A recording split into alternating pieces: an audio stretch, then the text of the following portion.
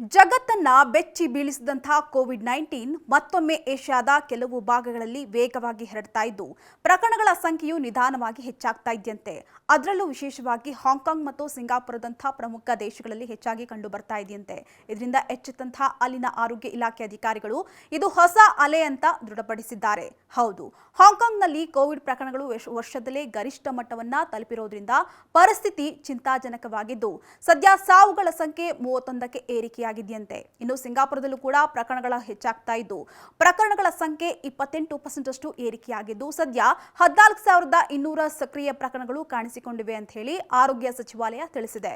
ಇನ್ನು ಇದೇ ಸಮಯದಲ್ಲಿ ಆಸ್ಪತ್ರೆಗೆ ದಾಖಲಾಗುವವರ ಸಂಖ್ಯೆ ಕೂಡ 30% ಹೆಚ್ಚಾಗಿದ್ದು ಜ್ವರ, ಕೆಮ್ಮು, ಶೀತ, ಉಸಿರಾಟದ ಸಮಸ್ಯೆಗಳು ಕಂಡುಬಂದರೆ ಕೂಡಲೇ ಆಸ್ಪತ್ರೆಗೆ ದಾಖಲಾಗುವಂತೆ ಸೂಚಿಸಲಾಗಿದೆಯಂತೆ. ಇನ್ನು ಸಿಂಗಾಪುರ ಪ್ರಕರಣಗಳ ಸಂಖ್ಯೆ ತೀವ್ರವಾಗಿ ಹೆಚ್ಚಾದಾಗ ಮಾತ್ರ ಇಂತಹ ಘೋಷಣೆಗಳನ್ನ ಮಾಡಲಿದ್ದು ಇದು ಪ್ರಸ್ತುತ ಪರಿಸ್ಥಿತಿಯ ತೀವ್ರತೆಯನ್ನ ಸೂಚಿಸ್ತಾ ಇದೆ. ಇನ್ನು ಈ ಪರಿಸ್ಥಿತಿ ಈ ಎರಡೂ ನಗರಗಳಿಗೆ ಮಾತ್ರ ಸೀಮಿತವಾಗಿಲ್ಲ. ಏಷ್ಯಾದ ಅನೇಕ ಭಾಗಗಳಲ್ಲಿ ಇದೇ ರೀತಿಯಾದಂತಹ ಪ್ರಕರಣಗಳು ಕಂಡು ಬರ್ತಾ ಇವೆ ಅಂತೆ.